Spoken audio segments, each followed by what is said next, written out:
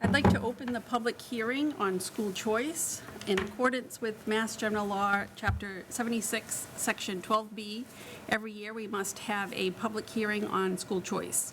This is an opportunity for the public to express their views on school choice to the committee.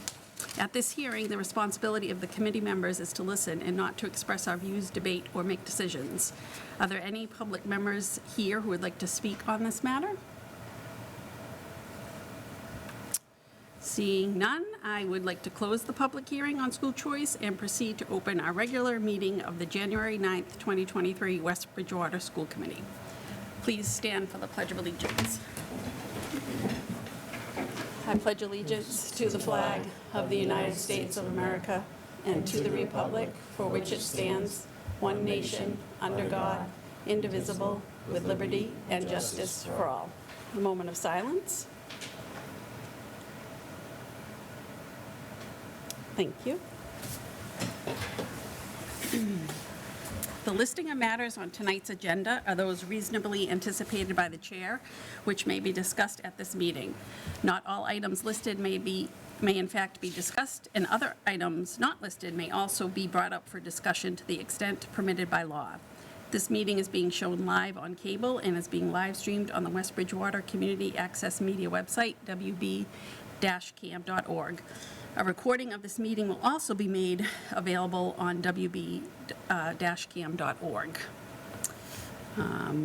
We do have a student rep that might be forthcoming, so we'll hold off on introducing her until she gets here. So first up will be the approval of minutes. I'd like to make a motion to accept the December 5th, 2022 minutes as presented in our packet. Is there a second? Second. Moved and seconded. Any discussion? All in favor? Aye. So moved. Moving right along, superintendent's update. Mr. All right. Boswell. The first update's on the MSBA. Very thankful that we were selected by the MSBA Board of Directors and their treasurer to move forward in the process that had been our ultimate goal since we submitted the statement of interest last year. So on December 21st, we were invited to the board meeting virtually, and they went through each of the different projects. So it was great for us, great for West Bridgewater, great for our kids, our staff, and our families. We do still need to submit a statement of interest for the Howard School. That is in the works right now. The portal opens this Friday, and it closes in April. My bet is certainly by the end of the month, we'll have the statement of interest completed and submitted. The Roselle McDonald was the primary school that was selected.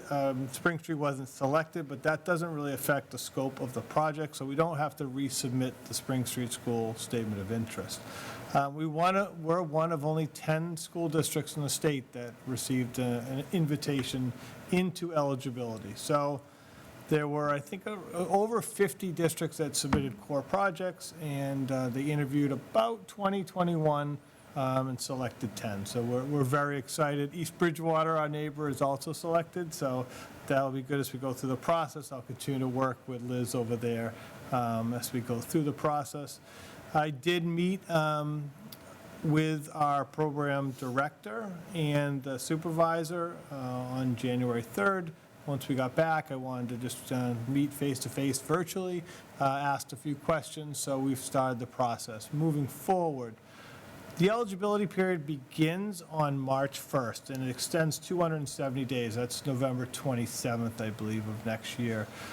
So we have a lot of time to do certain things, including a town meeting vote for feasibility to appropriate money for that. My belief at this point is, instead of doing this town meeting at the regular town meeting in May, I think we should call a special town meeting in the in the fall. I think it's more opportunity to focus on that.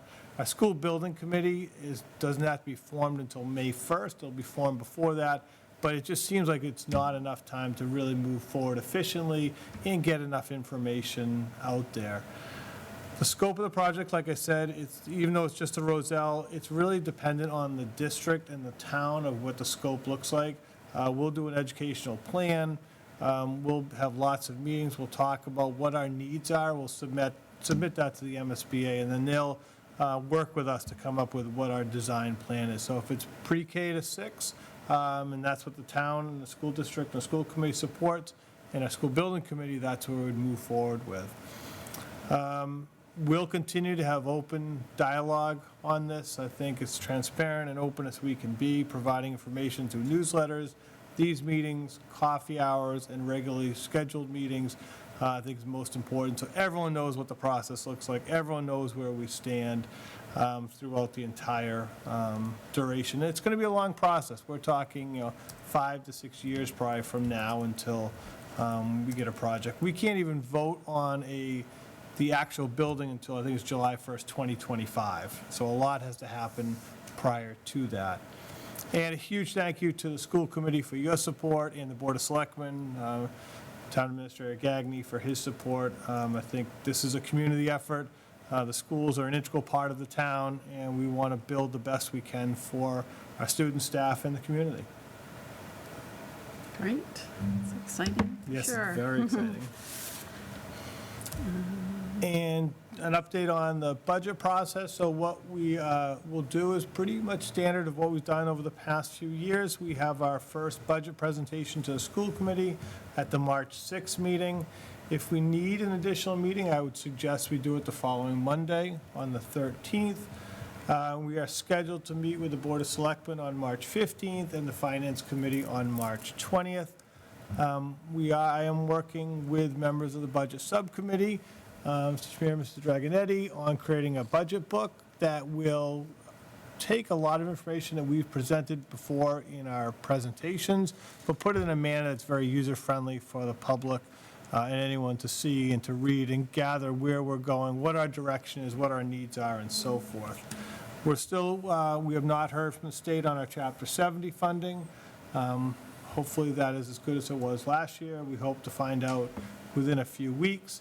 And really, our budget, the goal is to meet the needs of the school district, to provide a high-quality education for our students, our staff, and that affects all of our families. So I thank, again, the school committee for their support of our budget. We've had needs in the past. I feel they've been addressed. And every year, we're going to continue to add the staff we need and the programs we need to make the best school district possible. Great, thank you. Next is the North River Collaborative Annual Report. So in your folder, you have their annual report. It just talks about all their different programs, provides descriptions. So that's for your viewing pleasure when you have a moment. And Planning for Success update. So we are nearing the end of our Plan for Success process. We were blessed to have 31 members, educators, administrators, parents. We had students, we had school committee members, all highly involved, and I think it really worked really well, really focusing on what our key needs were within the district. So thank you very much to everyone who participated, including members here. It's great. The administrative team is still going to work to create action plans for this year, because the plan is a 5-year plan. So in reality, it's kind of a 4.5-year plan. So this second half of the year, we'll write action plans that we'll work to implement with the administrative team and our educators for the rest of the year. And then the start of next year, we'll rewrite new action plans looking at the strategic initiatives. So we really had 4 focus areas, or 4 strategic objectives: student success, curriculum, staff development, and facilities and resources were the 4 main areas. And then in those areas, we created 5 strategic objectives. So in those objectives will be up there, and you can read those. And then under that, we had strategic initiatives. We won't go too in depth tonight, because after we write the action plans, then I'd like to make a full presentation about the plan for your approval. So this is just kind of giving you some information, the same information I presented in the last newsletter. So again, the process worked well. The goal was to get the input. The goal was to focus on our needs in the district, and I think we did. So more to follow on this. Thank you. I don't know what we want to do. Do you have a copy of this student update? Mrs. Mrs. Yanis, thank you Yanis is for Look volunteering. at that. Thank you. Sure. I was going to read it. Well, hello, everyone. At the middle senior high school, the American Legal class had a crime analyst from the Brockton Police Department, Hillary Thompson, come to speak to their class. Ms. Thompson spoke about her profession and the crimes her work has helped to solve. The debate club hosted 8 schools from around southeastern Massachusetts last Wednesday. The varsity team won both rounds and the novice team won one of their 3 rounds. The ESL classroom wrote letters to senior citizens around the country in an effort to spread holiday cheer. Auditions for Legally Blonde are underway. We are excited to see the production in April, and the scheduled winter concert will be tomorrow night at 6:30 in the middle senior high school auditorium. Howard School. Howard students finished up the month of December by celebrating with a Spirit Week and competing in the door decorating contest hosted by the school council. The winners of the door decorating contest were the following: Mrs. Hegarty's grade 4 room, Mrs. Holland's grade 5 room, and Mr. Peckrell's grade 6 homeroom. For the month of January, the school council will be organizing a fundraiser to promote Howard School's swag. The swag is to be determined. The Little Leos Club held their annual holiday after-school party to celebrate all their hard work. The Little Leos Club also wrapped up the Howard School coat drive and donated 54 coats to Anton's. For the month of January, Little Leos will be hosting a penny drive to donate to a good cause. And on January 19th, there will be a coffee hour at the Howard School. Roselle McDonald. Roselle McDonald student council members have teamed up with Miss Massachusetts Earth and our very own PE teacher, Miss Roberts, to bring back a paper recycling program to our school.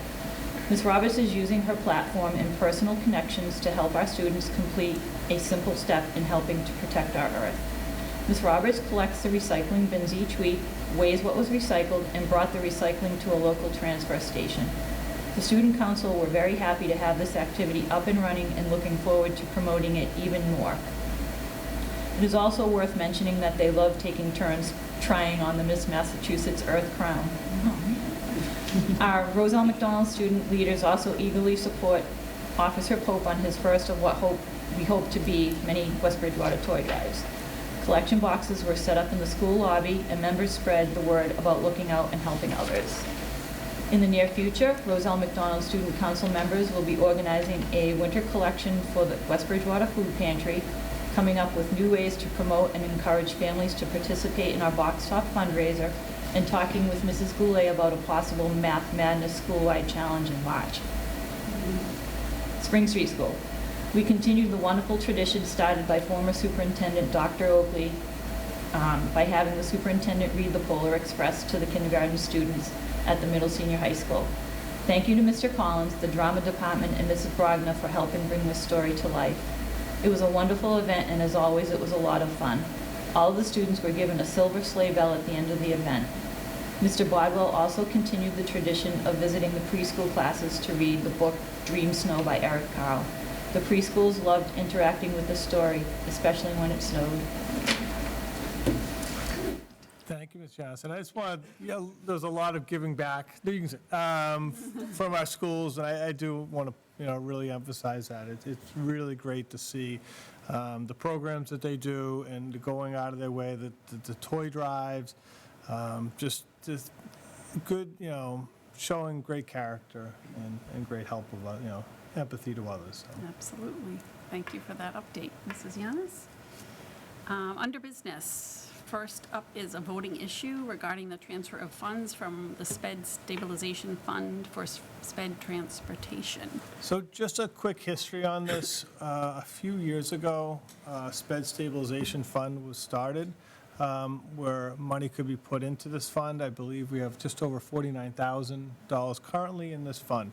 It's sat dormant for a while, but we're looking for ways to use that money to help our overall budget. Kind of adding on to that, later we'll talk about adding additional money in, about $91,000 from unused capital projects, and we'll have to that'll be a warrant on the upcoming town meeting. So again, there's ways to add money into this account. The reason we'd like to take money out, and we're looking at a sum of hopefully $30,000 out of the $49,000, is we're trying to find ways to purchase transportation vehicles that could be used to transport students to programs out of district. We look at the rising cost of transportation, and we're trying to find ways to help ourselves and help the town by saving some money. North River Collaborative has sold off some vans in the past. They're looking to do it again in the future. We're hoping to get in line to purchase a used van, or we'll look through the bid list for other vans. The reality is there's a wide range of costs, but the average cost is around $250 a day when you look at some of the real high-end 450s to the 150s. And that's about a $45,000 a year cost to transport one child. Now, if we can get more than one child on there, we're going to save even more money. These could be to our district placements, but there also could be our responsibility with homeless students in McKinney-Vento. That is a rising cost, and you'll see that reflected in our budget this year.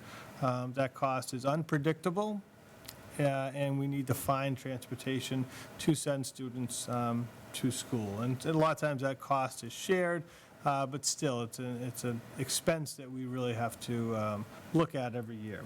So that would be, my recommendation. We would have these vehicles will be serviced by the town mechanic. They'd be insured through the town. And we would look to employ our own employees, maybe support staff, instructional assistants, monitors that are looking to earn some extra money. So we're not going out and trying to find someone to do this. They could most likely do it before school technically starts, and after the school time and be compensated well for that. So although there will be a cost in that, we do feel it's going to be a big cost savings. And if we can get a van for 15 to 20 or even 30,000, I feel we can pay it off within the first year and probably in excess of that and save some money for the district. Yeah, I know we have been talking about that for a while, so it's Yeah. good to see that we're finally moving in that direction. Mr. Bardwell, how many transportation vehicles are you looking to purchase? I think we're looking right now to be conservative and move $30,000. And if we could get a couple of used vans, we may be able to do two of them for that. That's about what they were, running through North River. They were selling them at their auction price, so we got pretty good deals.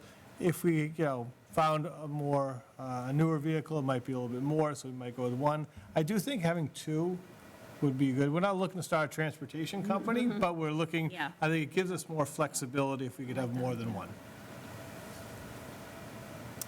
All right, well, I'd like to make a motion to move $30,000 from our SPED stabilization fund to the SPED transportation fund. Is there a second? Second. Any further discussion? All in favor? Aye. So moved. Thank you. Next, under business is school choice. As noted in Mass General Law, Section 12, all districts are school choice unless they vote no to being a school choice district. So that being said, we only need to vote on this if there is a motion to withdraw from participation in the state school choice plan for the 2023-2024 school year. Is there a motion to change our status from a school choice district to a non-school choice district for the 2023-2024 school year? Seeing none, then we will remain a school choice district and move on to our next item under business, which is regarding an out-of-state field trip. So per policy, any out-of-state field trips that are not regular field trips, for example, like the Canopy Lake Middle School trip is approved annually just over the years. But this is a high school class going down to Rhode Island, Spanish class to go to, I believe, a Colombian restaurant. So veteran teachers who have done this before, and it's a great cultural experience for our students. And it looks like they have it scheduled for January 30th, about 35, give or take, students. So is there a motion to approve the out-of-state field trip as presented? Moved. Is there a second? Seconded. Any further discussion? Well, it seems like it's a good educational opportunity and a fun trip, so all in favor? Aye. All right, so moved. Next is the Inclusion Matters update. Mrs. Dragonetti? The mission of Inclusion Matters as West Bridgewater Special Education Parent Advisory Council is to build inclusive schools and communities. We do this by supporting families of students with IEPs and 504s and including regular education parents by offering advice, advocacy within the school system, and opportunities for education and community building through regular workshops and events for parents, guardians, and families. Please join us for January's event, Disorganized, Forgetful, Inflexible, Frustrated, Strategies to Grow Our Kids' Executive Functioning. Inclusion Matters is proud to welcome Dr. Anjali Pallav, a clinical neuropsychologist and clinical assistant professor at Brown University, for a free webinar designed to support our kids' executive functioning. As owner of Executive Functioning Advantage, Dr. Pallav coaches students of all ages to learn skills that help them strengthen their abilities to pay attention at home and school, become better organized, more effectively plan and manage their time, and grow their emotional resilience, even when they feel anxious or stressed at school or at home. Come learn with Inclusion Matters, as Dr. Pallav teaches us strategies we can teach our children to help them gain control of their lives and break their cycle of stress and frustration. This event will be held on Monday, January 23rd at 7 o'clock by Zoom. In the words of Liz Fosline, diversity is having a seat at the table. Inclusion is having a voice. Belonging is having that voice be heard. For more information about Inclusion Matters and upcoming events, you can find us on Facebook at Inclusion Matters MA or by visiting our website at www.inclusionmattersma.com. Great, thank you very much. Next up is policies. Okay, so I'd like to make a motion to open the following policies for review this month. DB, annual budget, DBC, budget deadlines, DBD, preparation and adoption of budget, DBG, budget adoption procedures, DD, grants, DI, fiscal accounting and reporting, DIE, audits, DJ, purchasing, and KCD, public gifts to the schools. Can I get a second? Second. Any discussion? So these policies are just the second half of the finance policies that were reviewed and revised in, I believe, August or September by MASC. So we're going through and doing the second half of them. All in favor? Aye. Okay. And then for the policies that we have open, I'd like to move to adopt policies GBEC, drug-free workplace policy, GBED, tobacco use on school property by staff members prohibited, JICH, alcohol, tobacco, and drug use by students prohibited, and ADC, tobacco products on school premises prohibited, as written and revised. Can I get a second? Seconded. Discussion. So these policies, there's no major substantive revisions to ADC and GBED. GBE. Sorry, I wrote down the wrong one. JICH. For GBED, there was a pretty major change, but it was only because we had a second policy kind of nested within that policy, so that is taken out. It's the IHAMB policy teaching about alcohol, tobacco, and drugs. So all of that was removed, and it exists in the policy that we reviewed last month. We also removed the following line: violations of this policy will be referred to the law enforcement agencies for prosecution. It's not consistent with MASC recommendation, and it's not in line with current practice. We consulted with Mr. Bogwell on this. Violations of the policy are referred to the SRO, but we have nothing to do with referring it for prosecution, so it makes sense to take it out. In terms of changes for GBEC, the title was changed, and the content is now specific to drug use only. And then all of the content related to alcohol on the premises and being under the influence of alcohol is incorporated into JICH and is the previously adopted GBGB, which is staff personal safety and security. So the revisions that were made to all of these policies just match up exactly to MASC. Any further discussion? All make sense? Yep. Okay. All in favor? Aye. Good. Now I'd like to move to adopt policies DBJ, Budget Transfer Authority, DGA, Authorized Signatures, DH, Bonded Employees and Officers, DJA, Purchasing Authority, DJE, Procurement Requirements, and DK, Payment Procedures, as written and revised. Can I get a second? Second.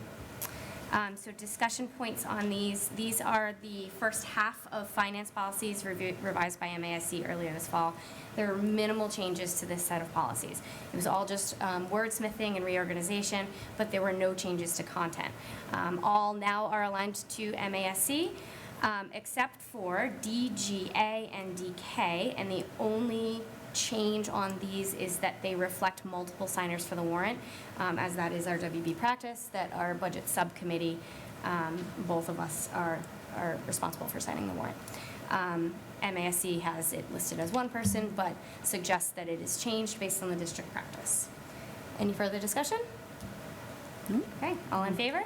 Aye. Aye.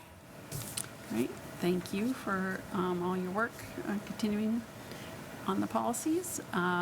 Next up is the warrant subcommittee report. Okay, the following warrants were issued and paid for the fiscal year 2022 and 2023. Bill warrants, December 15th, 2022 for $157,316.30. December 22nd, 2022 for $124,318.96, and December 23rd, 2022 for $288,451.79. And the following two payroll warrants, December 9th, 2022 for $627,751.84, and December 23rd, 2022 for $572,875.32. As always, all warrants are public record and once signed are available in the Selectman's office for review. Great, thank you very much. Next up is public comment. Members of the audience wishing to address the committee may do so at this time. Audience members are reminded that personnel issues or issues that would violate student or employee confidentiality cannot be addressed during the public comment. No takers? Okay.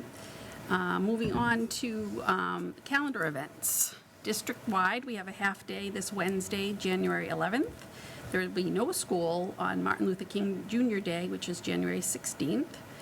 There's a PTO meeting scheduled for January 18th at 7 o'clock in the Rose L. McDonald CAF. Electronic distribution of report cards for grades 1 through 12 will be on January 27th. At the middle senior high school, as noted in our student rep report, the winter concert will be held tomorrow, January 10th, here at 6 p.m. in the auditorium. There'll be an athletic boosters meeting on January 11th at 7 p.m. here in the middle senior high school learning commons. The ski club trips are planned to Wachusett Mountain on January 13th and January 20th. And there'll be a volleyball banquet on January 23rd at 5:30 p.m. here in the CAF. At the Howard School, school council meeting is scheduled for January 19th at 2:45 p.m. in the conference room. At the Rose L. McDonald School, there'll be Read for Life Pizza Party for grade 2 on January 13th. And thank you to the PTO for sponsoring that. And at the Spring Street School, there'll be a school council meeting on January 25th at 3 p.m. Our next regular school committee meeting date is Monday, February 6th, 2023 at 6 p.m. here in the Learning Commons. Is there a motion to adjourn? Moved. Second? Second. Perfect. All in favor? Aye. Have a good night. Thank you very much.